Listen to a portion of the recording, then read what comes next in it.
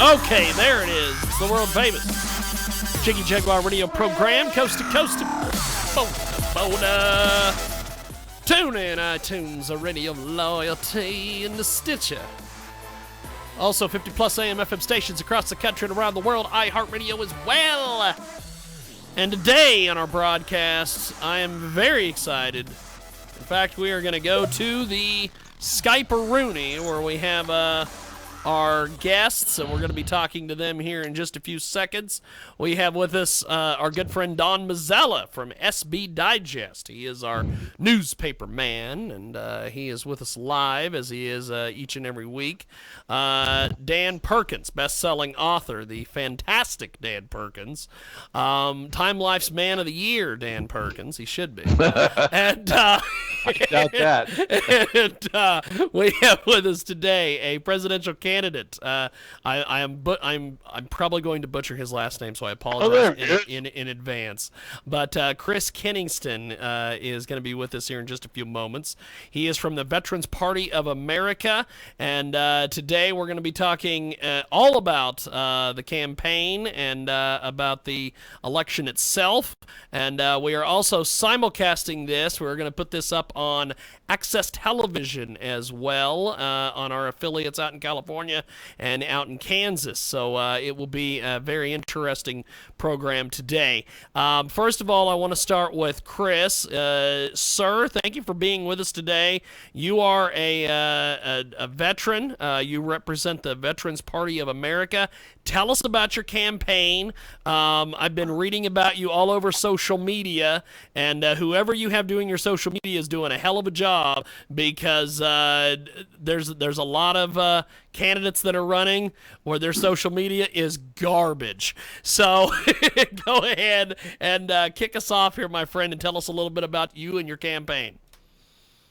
All right. My name's Chris Keniston, and I am the presidential nominee for Veterans Party of America. I accepted the nomination formally on August 15th of 2015, and I have been a legitimate presidential candidate ever since then. We've spent over the last year working to raise awareness about the campaign, about the party, and about what we intend to do differently from what most people have come to expect of major party candidates. Now, tell me a little bit about your VP, Taylor. Yeah, my vice presidential candidate was Deacon Taylor. Deacon Taylor and I actually ran against one another in the Veterans Party primary. We had a handshake agreement from the very beginning that whichever of us won, the loser would serve as the vice presidential candidate. We weren't going to be divisive. We weren't going to split the party up. We weren't going to turn people against one another. We were going to stand united no matter what the outcome. Boy, that's a welcome change. Congratulations just there alone. Yes. Well, we are sincerely about trying to bring people together, not further divide things. Now, I want to open this up here. I want to start with Don off of that comment there. Mr.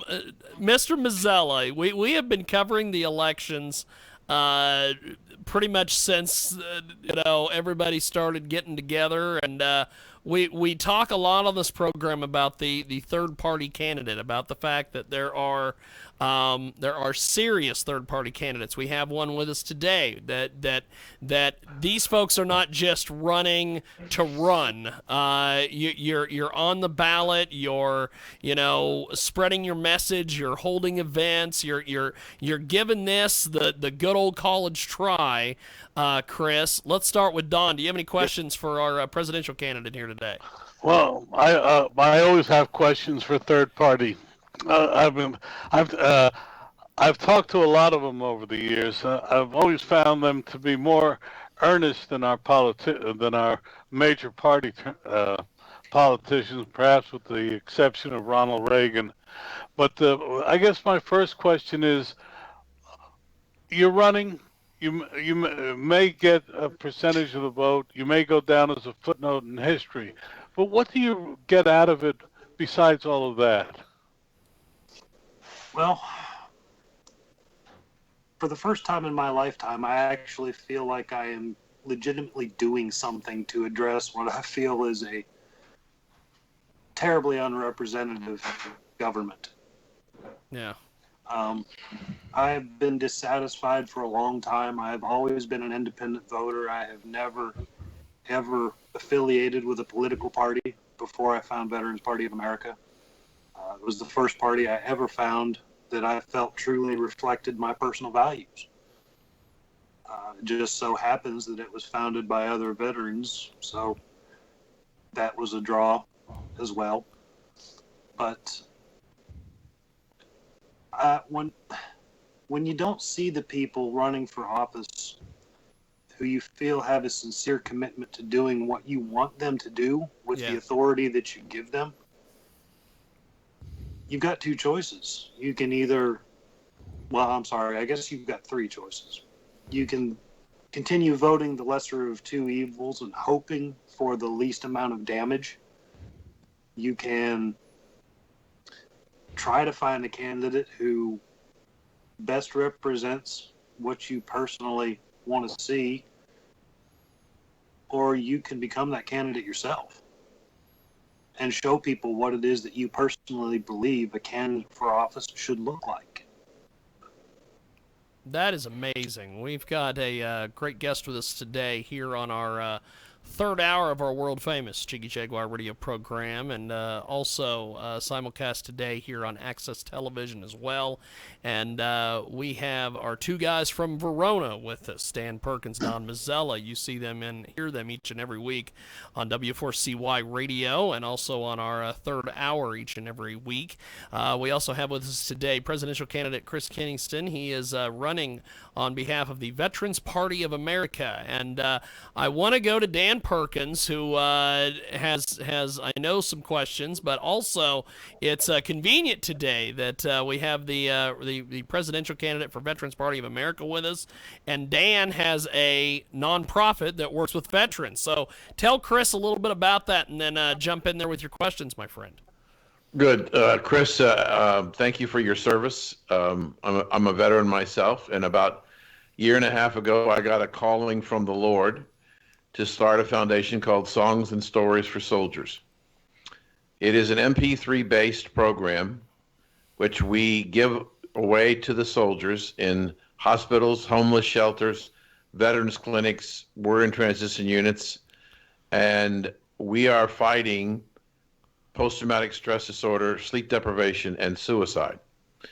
We're in 48 facilities across the United States. We've given away almost over 9,000 players, and our website has 3 million songs, over 100,000 audiobooks, 30,000 old-time radio shows, and 4 additional 8-hour custom-designed sleep audio.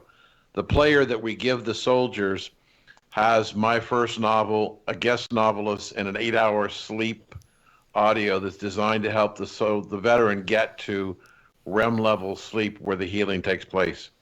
We hope to be in 50 facilities by the end of the year and over 10,000 players distributed. We get about 32 to 35,000 hits a month, and we're working with the American Legion and the Disabled Veterans of America, Geico Insurance, and New Day USA, and lots of people who gives us small amount of money. So we're trying to deal with that very serious problem that at least a third, according to the VA, about a third of our veterans have PTSD.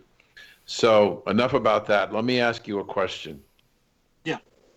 Jim said you are an independent candidate. I agree with that. I agree, however, that the largest independent, most notable independent candidate on the ballot right now is Donald J. Trump, because he's by and large not getting much support from his own party, and he's fighting with the leadership in his party to try and, as he said today in Miami, drain the swamp in Washington, D.C. and replace it. I understand your passion of why you wanted to run. Mm-hmm. But surely in your heart of hearts, sometime at night, during the middle of the night, you're laying in bed and you're saying, I got 2 chances to win this, slim and none. and it's about being true to myself. Because you mentioned three choices.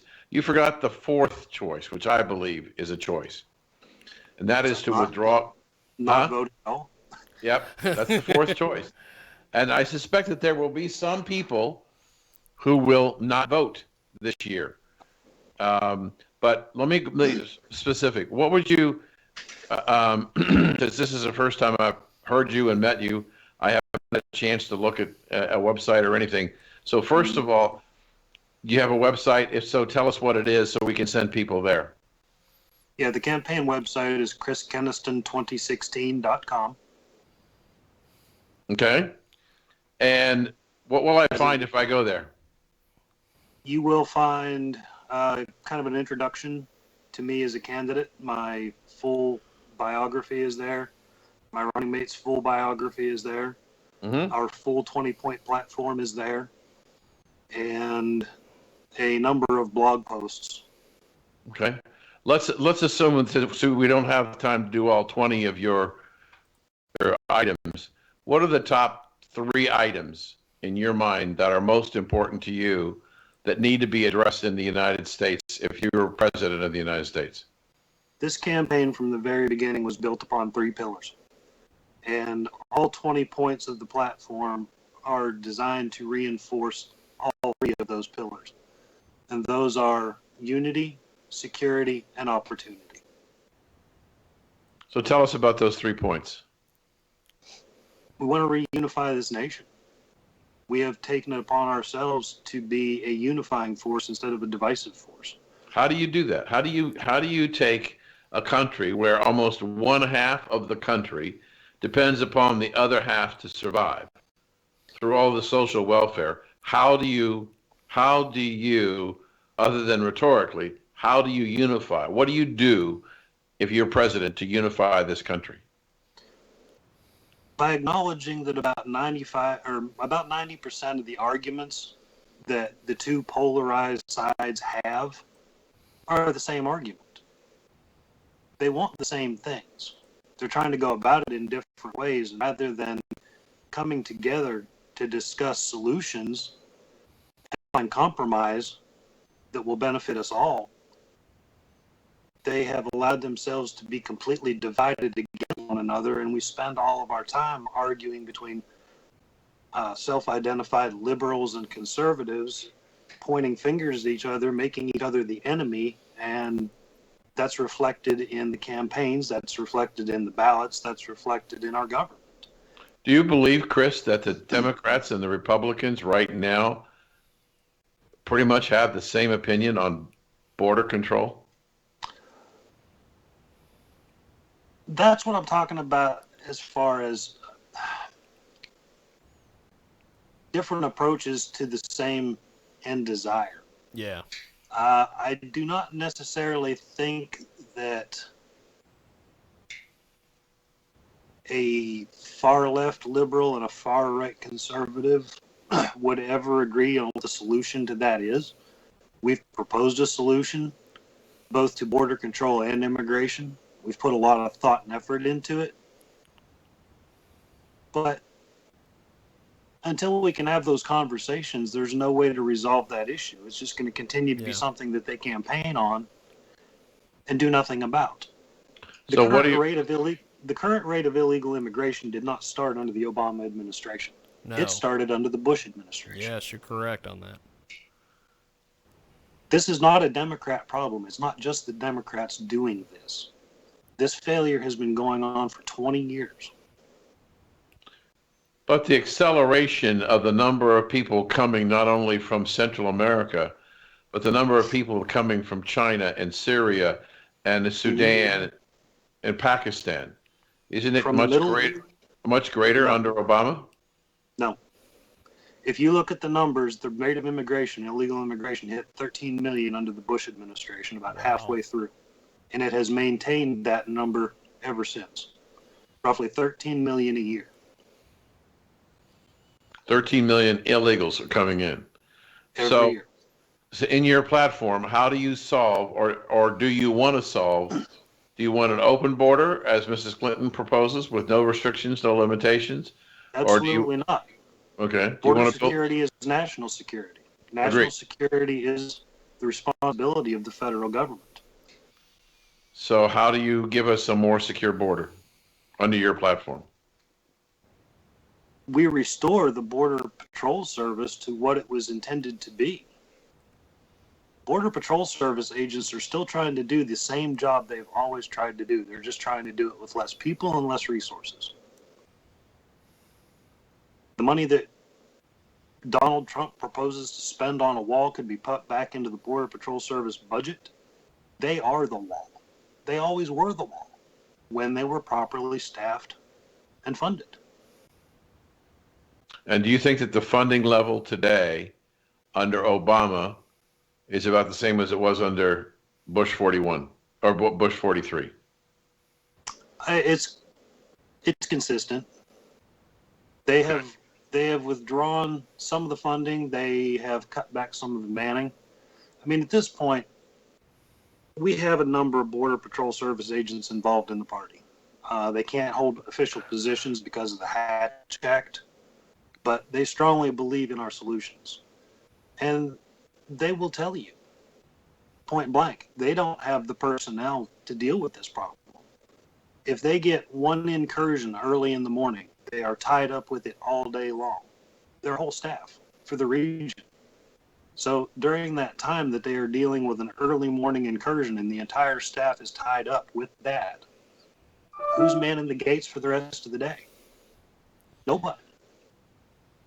And So has there been an attrition of Border Patrol agents or Border Patrol agents resigning because of frustration? Both? And they're not being replaced? Not so much resignations as limits in their funding, limits in their available technology, in the maintenance of their equipment, and in manning slots. There are positions that are available that aren't being filled, and there are positions that have been eliminated due to funding cutbacks. When a position has not been filled, why do you think it's not been filled?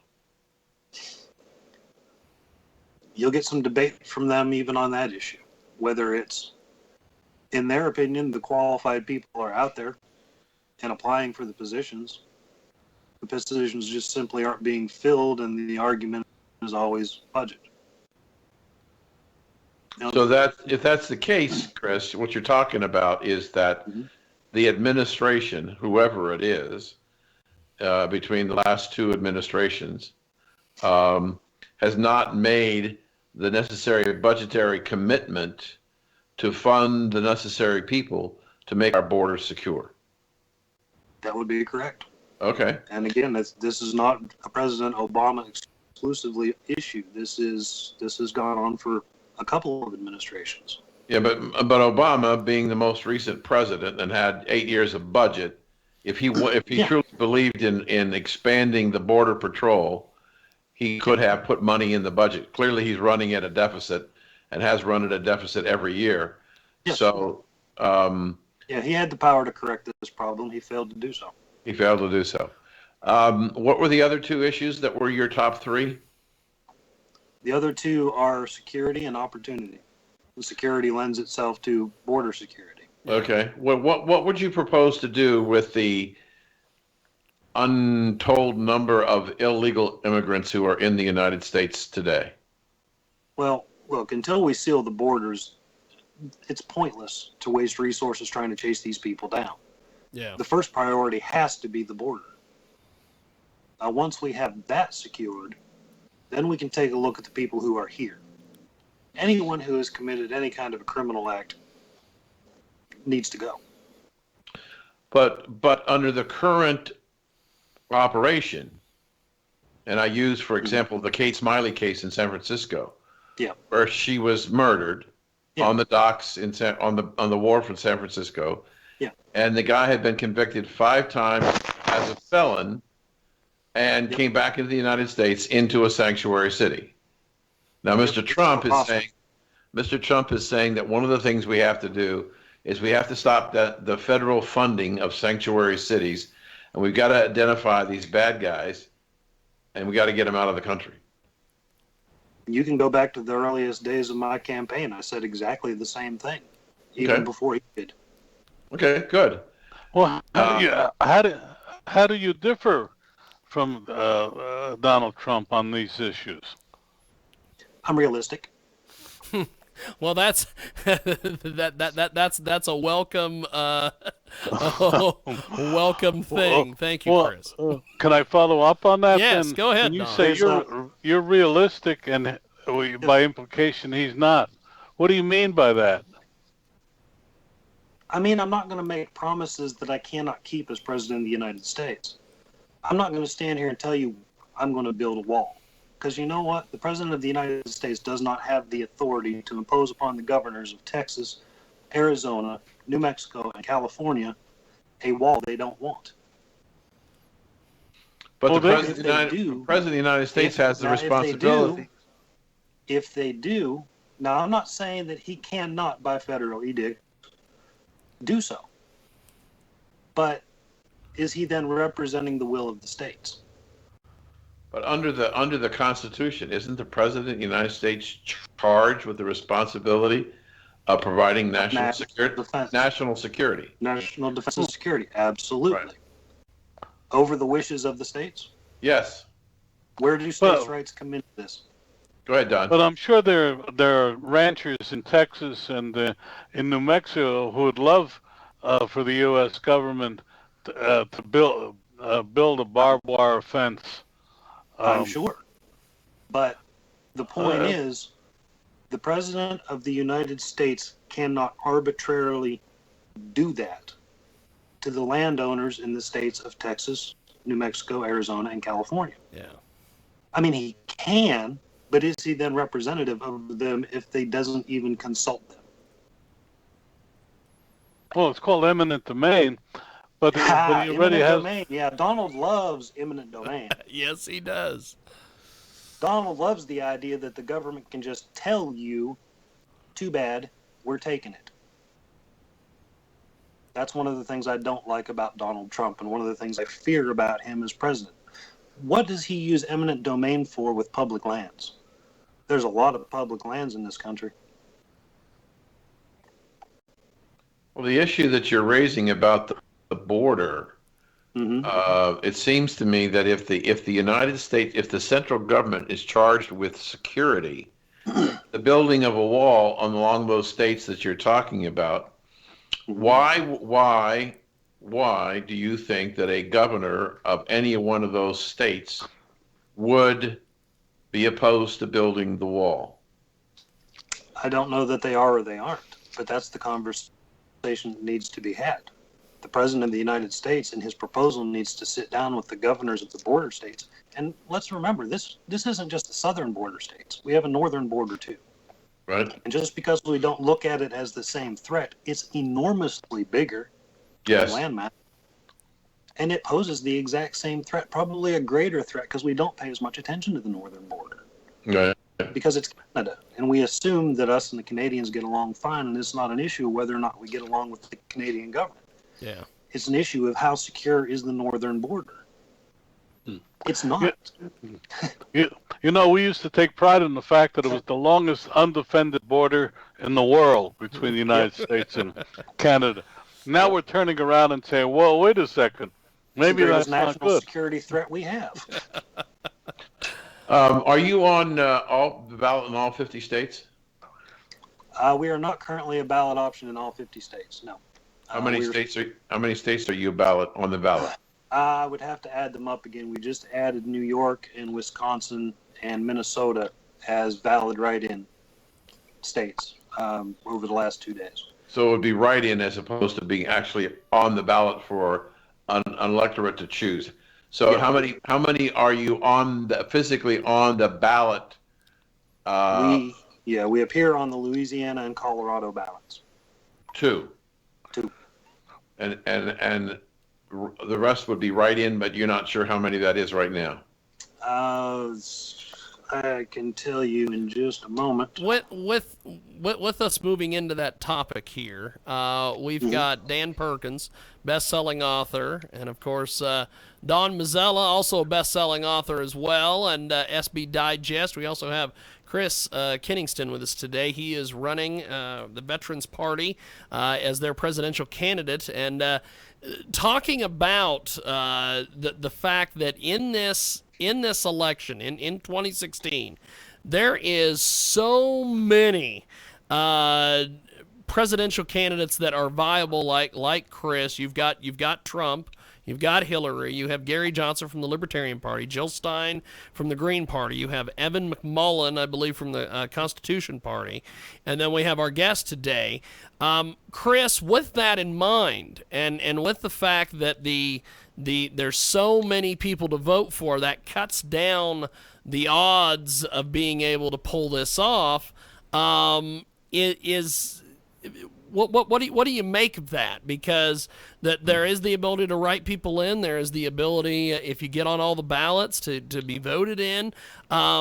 With this being the fact that you essentially could win this by a little bit of nothing, because if everybody goes out and some people vote for Trump, some people vote for Clinton, some people vote for Gary, some people vote for Jill, some vote for Evan, and then people vote for you, you essentially could win this on a fluke. Essentially, if I don't mean a fluke, but I mean, essentially you're not going to have to do a lot of votes to essentially win this because you've got so many people running. What do you think about that? I think it's a more open race than I can remember, probably in recent elections. Yeah. For the naysayers and people say we don't have a chance, it's difficult. I'm not going to lie. It's very difficult. My party's name has not been mentioned once on mainstream media in over a year of campaigning. Yeah. We've been established. Don't feel like the Lone Ranger. Sometimes with Donald Trump, they don't mention him either. So don't worry about it. But see, to me, I can't turn on a news station without hearing about Donald Trump. Yeah. Right. Jim, let me negative. Somebody's talking about him. Yeah. Dan, Jim, in there. Let me jump in here and say, with all due respect to you, sir, and to our guest, in my wildest imagination, I could not envision that there would be such a diverse a vote that our guest Chris would ever be in contention if this should go to the House of Representatives, because nobody got the 270 votes necessary. That the smaller, lesser known parties would have a chance to become president of the United States. That doesn't mean, however, that Chris and all the rest of the independent candidates shouldn't have the right to speak their piece so that the American people could hear. Now, we saw in the Democratic and Republican presidential campaigns, we saw something in the Republican campaign that I can't remember ever seeing before. At the first presidential debate in the Republican Party, we had 17 candidates on the stage. Now, there may be a lot of independent candidates. I don't know whether there are 17 of them, but I think that we've proven that we can shoot a production with 17 people on the stage. Yeah. I think it's possible that Chris and other people like Chris should have a forum to express their thoughts and beliefs to the American people. But the way the system is set up at the moment, Chris never gets a chance to get on the stage.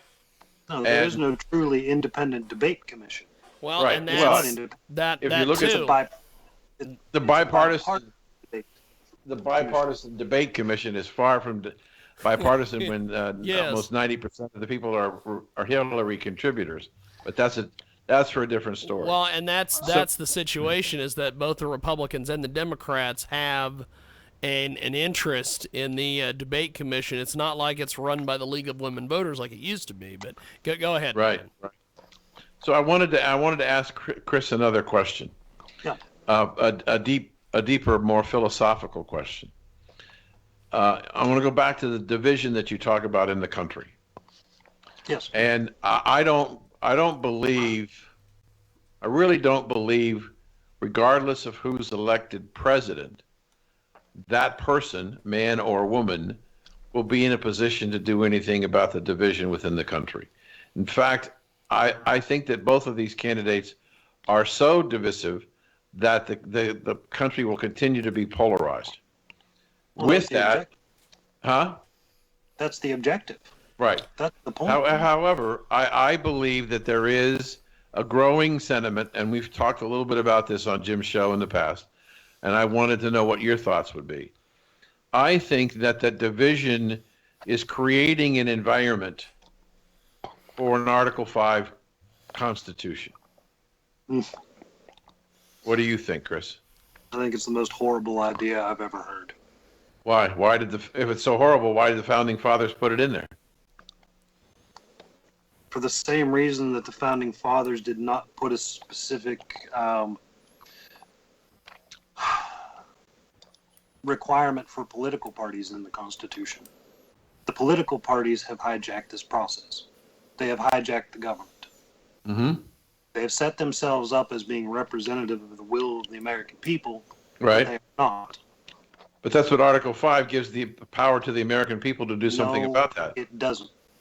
It gives the power to the people who are in office to do something about it. Your state level representatives who are Republicans and Democrats. Mm-hmm.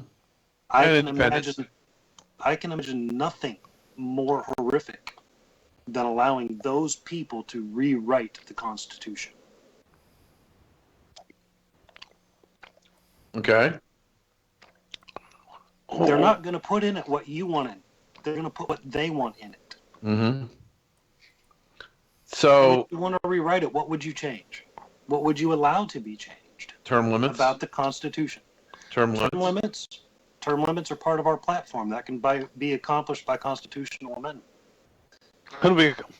Can be accomplished by law as well. All Congress has to do is, in its bylaws, vote to. Yep. We have a constitutional amendment about the term of office for the president. The only other place it happens for life is the Supreme Court. And the Founding Fathers thought long and hard about that one, mm-hmm. and said at the time that it was very important that there be no limit on the Supreme Court because it was the balancing act. Right. Here's the thing with term limits. I agree they're necessary. And the simple fact is the only reason that term limits are necessary is that we, the American people, are failing to act as term limits. Yes. I do agree with That's that. our responsibility. If we have terrible representation, we've got to get rid of them. We've got to put people in office who are sincere about doing what they want to do for us, serving our will. We don't have those people in office. We have people who stand up in front of cameras and say that they will. I mean, let's look at the midterm elections in 2014. The Republicans won a majority of both the House and the Senate. What have they done with it? Not much. I remember all the Republicans campaigned on the whole thing of, well, we're going to go up there and get rid of Obamacare. We're going to do that on our first day. And then the day they got in, they said that every Republican who was elected ran on. Yeah. There were 3 things that they all ran on that won them that mandate and got them control of both the House and the Senate. Yep. What have they done? Not much. Not much. But they're going to. I hate to be the center in this thing. Okay. But I figure at Obama and say, well, if we pass it, he won't sign it. Well, and then they'll point the finger at the Democrats and say, if we pass it and he won't sign it, we don't have enough majority to pass it over his veto. We need more Republicans in Congress so that we can override the president's veto. Or we need a Republican president. I mean, we can go back to 92, 96. We can go back to the Clinton administration and the things that the Republican Party said back then that they were going to do that they still have not done. Don. But they've campaigned on it for 20 years. Don was going to say something. Jump in there and respond to Chris, because this is going to be a good one.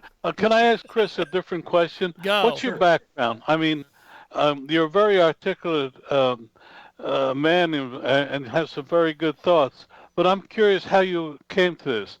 I mean, are you college? Did you learn in the military? Where did you learn some of these things, which I'm finding interesting? I pay a lot of attention. I pay attention to everything that goes on around me. My interest in politics started when I was a teenager, not because I was the student government type, but because, and I'll tell you completely honestly, I really liked Doonesbury and Bloom County cartoons, the comic strips. But they were very politically oriented, so if you didn't understand politics, you didn't get the jokes. So that encouraged me to take an interest in what was happening in politics so I could understand what they were talking about. Honestly, that's where my political interest started. It started with comic strips. But I think it really hit full force, my appreciation of the Constitution and my desire to study it and learn about it and the Founding Fathers really kicked in when I joined the Air Force in 1996. Because when I raised my right hand and I swore that oath to support and defend the Constitution, I understood what I was putting on the table and what it might cost me. So I wanted to truly understand what it was I had sworn my life for. Well, have you read the Madison's Secret Diaries of the Constitutional Convention? Yes. Have you read Drinker Bowen's book, The Miracle of Philadelphia? I've not read that yet. I'm just curious. Yeah, that one's on my reading list, but I've not read it yet. It's interesting. When I ask that question of politicians, they look at me as if I have two heads. So don't feel so bad about it. Well, I mean, we've got about 20 minutes. Respect to Donald Trump, but he's said himself publicly he's never read the Constitution or the Bible. So, I mean, the Constitution isn't a difficult document to read. No. Especially not the earlier parts. It's written in common plain English. Right. It's the English that they spoke, but it's actually, if you read the Constitution and read it out loud, it's one of the most beautiful documents in the English language, in my view. As is the Declaration of Independence. I mean, that is the foundational document, the declaration of who we are as a people and what this nation was meant to represent. The Declaration of Independence. What do you say? And I want to move on to the economy, but let me ask you a question about the Constitution. Yeah. I was a merit badge counselor in the Boy Scouts for 20 years, and I did 5 merit badges that were required for Eagle, and one of them was citizenship of the nation, and that was the reading and the understanding of the controlling documents, the Declaration of Independence and the Constitution. Yeah. What do you say to those people who are saying today that the Constitution is outdated and not current? That they don't understand it. That they truly do not understand the Constitution if they think that. Okay, I'd agree with that. The Constitution is not a limiting document for the American people. The Constitution is not a limiting document or a providing document that gives anybody their rights. Our inherent rights are ours by birthright. What the Constitution does is restricts the government from infringement of those rights. Mm-hmm. The restrictions and limitations of the Constitution are on the government. They are not on the people. Right. All power comes from the people. The 9th and 10th Amendments, it's right there. Right. And those powers not enumerated reside in the people forever. Exactly. Okay, so because we're short on time here, let me go on. What would you do about 94.5 million people who are not working? I have my job creation part of my platform is intended to address that. Look, This nation was not built by big business and big corporation, and it wasn't built by raising the minimum wage. It was made possible by the freedom for small business to grow into big business. We've got to take the restraints and the restrictions off small business. And we have to make the United States of America an attractive place to do business again. We are competitive in a global market now, whether we like it or not, which means we have to offer better in this nation to global corporations than they can get in other countries. We've got to drop the corporate tax rate. Now, honestly, what Veterans Party of America would like to do is to repeal the income tax amendment altogether and replace it with a consumption tax, similar to the way that most states do their state income tax. So is that like a fair tax? Leave the essential items off taxable, non-taxable, food, clothing, medications. Those are non-taxable items. Yeah. Non-essential purchases, nationwide sales tax on those types of items. No taxes on capital gains, no taxes on estates, no taxes on any sort of income. Income is not touched until it is spent. Therefore, the only people paying taxes are the ones who are spending their money. Those with the most to spend will pay the most in tax. Those with nothing to spend on anything but essential items will pay no tax at all. And none of us will ever deal with the IRS again. But if you look at the two major candidates running for president, Mrs. Clinton wants to take more and more and more. Well, yeah, I mean, the Democratic Party exists on punish the rich. Those are the people that they're trying to appeal to. Give the poor people more money and take money from the rich. Robin Hood economics does not work. Right. It's not sustainable. Right. And yet we have 94.5 million people unemployed. We've got 48 million people on food stamps. And we've got almost right now 1/2 of the country supporting the other half of the country. Yeah. Robin Hood economics doesn't work. Trickle-down economics doesn't work. If you're a fan of Reagan, that's great. I grew up in the Rust Belt. I am not a fan of Ronald Reagan. His economic policies killed my part of the country. His trade deals with Japan killed the steel industry. I grew up in Columbus, Ohio, so I know what you're talking about. Yeah, I'm not a fan of his economic policies and his decisions because if you grew up, you lived in the same part of the country I did. I lived just north of Pittsburgh. Mm-hmm. Yep. You know, that part of the country died, and it was partially self-inflicted suicide. The unions did not do us any favors. Right. Yeah. But they're still not doing us any favors. No, they're not. But neither are the Republicans, from what I can tell. Well, that's what's brought us to this point.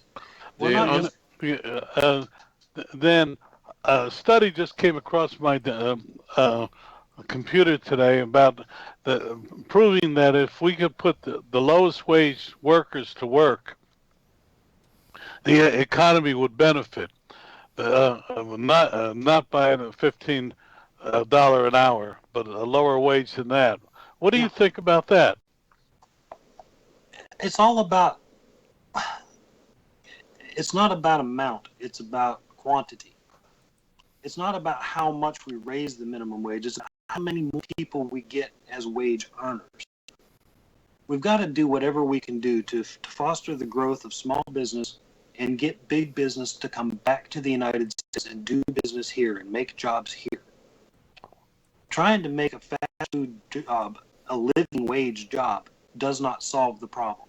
Raising the minimum wage to $15 an hour only protects the continued survival of major corporations because they're the only ones who can offset the costs. Yeah. You might get $15 an hour out of Walmart, McDonald's, Burger King, Taco Bell, but you're going to kill every local competitor in every small town that's trying to compete against them and stay in business. They will not survive it. As a former veteran, what do you think about our role on the world stage and we need to do to deal with ISIS and other terrorist groups? I think that if you're focused on going to the Middle East to deal with ISIS, You've got tunnel vision and you're missing the big picture. ISIS is a global terror organization with the greatest social network reach of any terror organization that has ever existed. You can drop bombs wherever you want to drop bombs. That is not going to affect ISIS because they're everywhere. And they can operate from anywhere. We've got to have a coalition of nations determined to put this thing out of business. We've got to take their money away. Yep. We've got to take their ability to recruit away.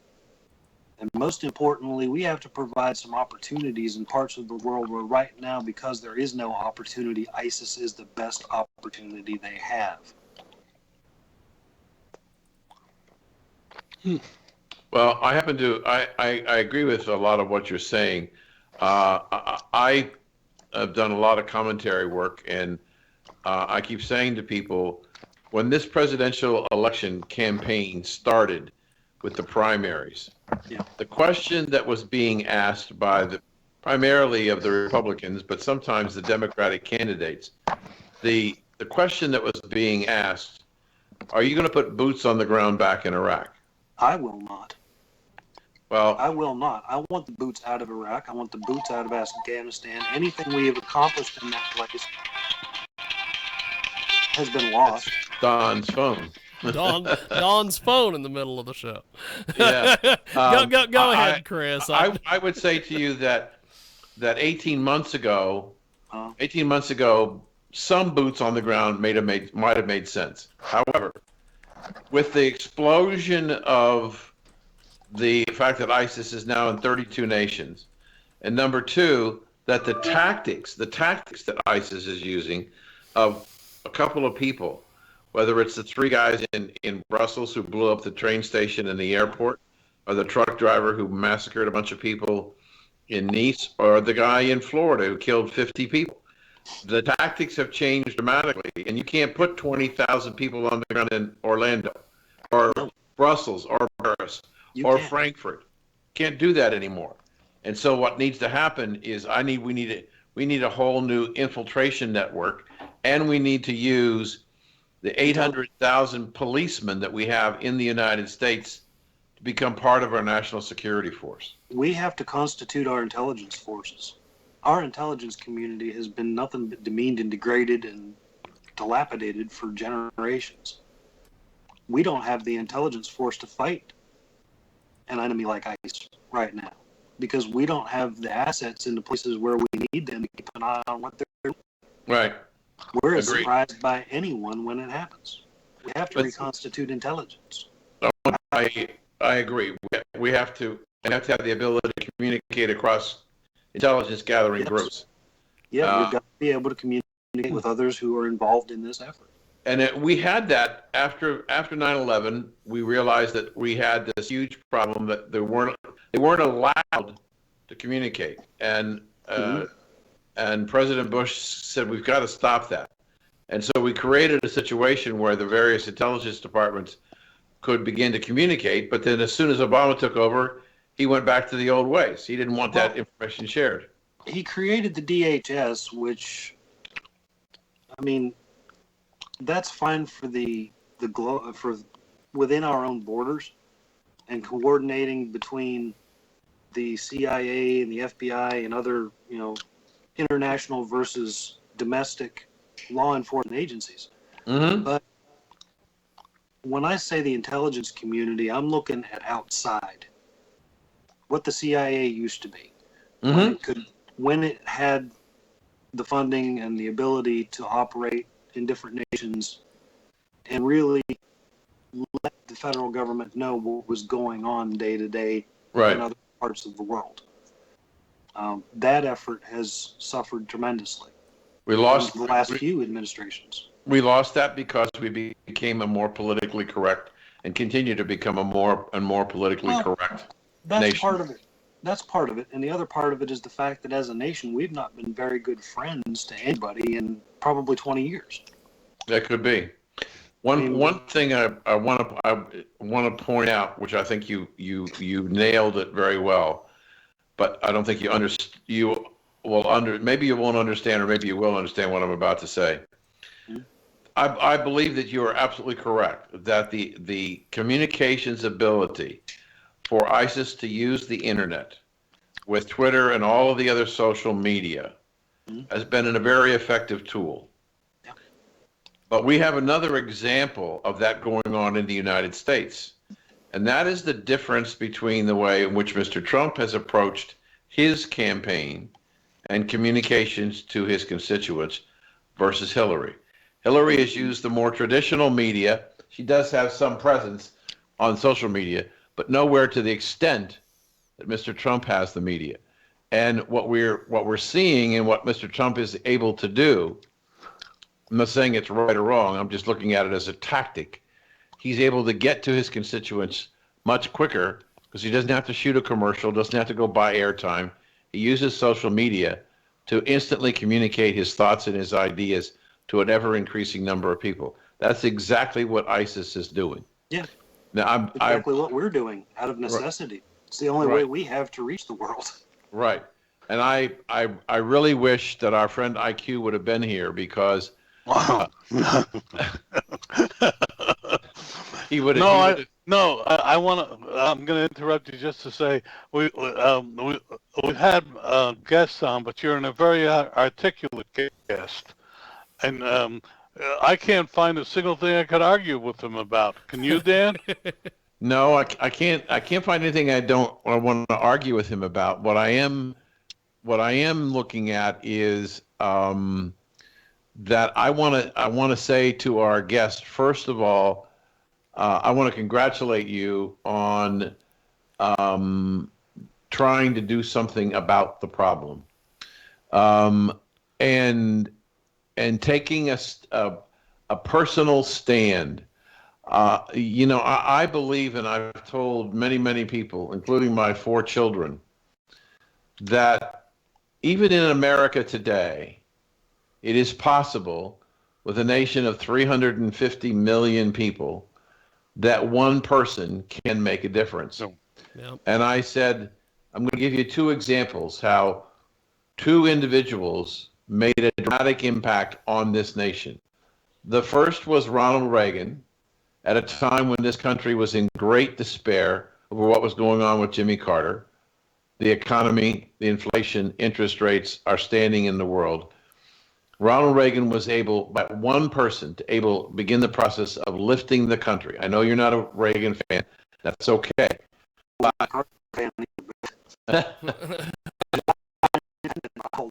Yeah, and so, but the point is that, and then Barack Obama won the nomination for the Democratic Party and said that he was about hope and change, he also, as one person, changed the psyche and the direction of this economy, and this country. So even though you're not going to be on all the ballots, one person who has the courage to stand up and speak his own mind about a country that he loves should be commended, and I commend you for your effort.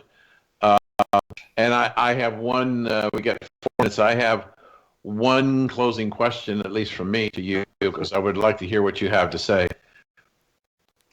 Regardless of who wins, if it's not you, if it's one of those mainstream candidates, Hillary or Mr. Trump, what does America look like in the next 1, 2, and 4 years? That's up to us. That's entirely up to us. Who gets elected president of the United States does not determine the course of this nation. We do. And that's what we all have to understand. This is in our hands. This is in our power and our authority and our control. Just like what you're doing with your nonprofit. Yes. I'm deeply invested in AI. I have gone to Washington, D.C. I have spoken about that issue. And in that speech, I said the very same thing. The problems that face our nation will not be solved in the White House. They will not be solved in the Capitol building. It is up to each of us as individuals to come together as a community and solve our problems. The today is in the veteran community because we understand the problem. Mm-hmm. Yes, I agree. And the solution to most of our problems are in our control if we come together and work on them instead of screaming at each other about the stuff we don't agree on. Right. You know, it's interesting to me. I just saw a report. I've been talking about this on the radio shows. We talk about the 22 a day. And for the listeners who don't understand, that's the current suicide rate of American veterans. And the male suicide rate is about, in the military and veterans, is about 4 times the civilian population rate. However, I just found out within the last couple of weeks that the suicide rate in female veterans is 12 times their sister's rate. It's just astronomical. Yeah. But see, I've looked at, I understand what you're saying in general, but I do believe that there is one very critical thing that under the Constitution that's going to have a significant impact on what's going to happen over the next 1 to 4 years. And that is that the new president would be filling between 1 and 3 seats on the Supreme Court, which could go on for generations.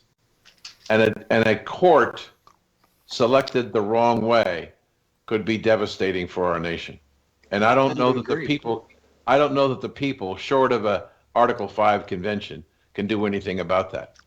I don't think it matters which of the two that you elect, if that's the way this goes. I don't think the outcome's going to be any different on the Supreme Court. I sincerely don't. So you don't think that Trump will No. He won't. I don't think for 1 second he's who he says he is. Did you support Hillary Clinton for president in 2008? Did I? No. He did. I understand that, but we can't deal with 2008. We got to deal with 2016.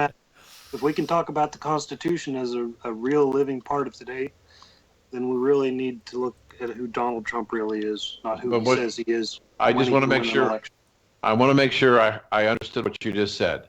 Yeah. You don't believe that no matter who gets elected president, the court will go left. I think that's been the point all along. I think that's why we have the two major candidates we have. We're both going to go left. Okay. Yeah. Let's hope you're wrong, but I just I'm want. convinced I'm not. Well, the only time I was wrong was September 7th, 1968, but we won't go into that. But anyway, Look at a man who donated to Hillary Clinton's 2008 presidential campaign, her Senate campaigns, donated over $100,000 to the Clinton Foundation. Uh-huh. To say, this is a guy I trust. I can't do it. Who hasn't donated to the Clinton Foundation? But that I've never donated a cent to her. Yeah. Well, as we wrap up here, Dan. Can I get my last word go in ahead, here? Don. Go, Don. No, I just want to say, Chris, there's an old saying, evil triumphs when men of goodwill do nothing. At least you're trying. I agree. You've got to try. We got to do something. We got to take a step. We thank you for trying. Yeah, absolutely. Thank you for that. Well, Dan, before we let you go, give us your plugs and everything so people can check you out online and everything. Okay, the book website is danperkins.guru. The 4th book, or the sequel in the trilogy, is in edit at the moment. That's Ted Baker in Search of Terrorist Gold. Hopefully will be out shortly. I just spoke with my publisher. My children's book, Peter the Little Irish Seal, will be out before Thanksgiving. And the Soldiers PTSD website is songsandstoriesforsoldiers.us. And Chris, I wish you all the best of luck. Thanks for sharing your time with us. Thank you, Dan. And good talking to you. Don, before we let you go, how do we get a hold of you online, my friend, and pick up your book? Well, first I want to echo Dan. A really enjoyable hour. I'm not a big fan of politicians, having covered them for a long time, but me neither. I hate them. But I will say you're an impressive figure, and I'd love to talk to you more about it. For me, it's recalculating our new book. It just hit very high up in Amazon. It's for small business, how to grow a small business. DonMazzella.com has all the details. And of course, our site, smallbusinessdigestmag.com. And at 8 o'clock tonight, we have a very interesting show on two guys from Verona. We never get, Chris was so interesting, we never got a chance to talk about some of the things Dan and I have found out over the past week. But thanks for the opportunity. Now, Chris, before we let you go, how do we get involved with you on social media and check you out online and everything? Because you are a very, very intelligent individual, and I'll tell you, if they would have let third-party candidates debate on that stage, that would have been fun to watch, my friend. You up there with the circus. This is why they won't debate me. Anyway, you can learn more about Veterans Party of America, our party's effort at veteranspartyofamerica.org. The party is established in every state and voting territory and currently working on ballot recognition and formal access for all of our candidates, not just for me. Yeah. Learn more about the campaign at chriskeniston2016.com. And you can visit me on Facebook, Chris Keniston for President 2016. I am the most interactive candidate on social media you'll ever meet. I answer any question. I'll talk to anybody about anything. I'm always there.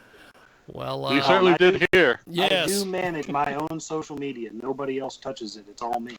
I think that's amazing. Well, we will be in touch, my friend, and I definitely, win, lose, or draw, would love to have you on after the election to chat with us as a follow-up. I appreciate you making time for us today. Thanks to Dan. Thanks to Don. W4CY this evening. Listen to them live. Two guys from Verona. That is that. Thank you, gentlemen. I appreciate your time. Thank you. Good night. Thanks for the opportunity. Good night. That is that, and we are going to take a timeout. And thanks for joining us, by the way. They put the graphic up before I could say goodbye. Thanks to everybody on Access TV, and we'll see you next time. Listen to us on Jiggy Jaguar.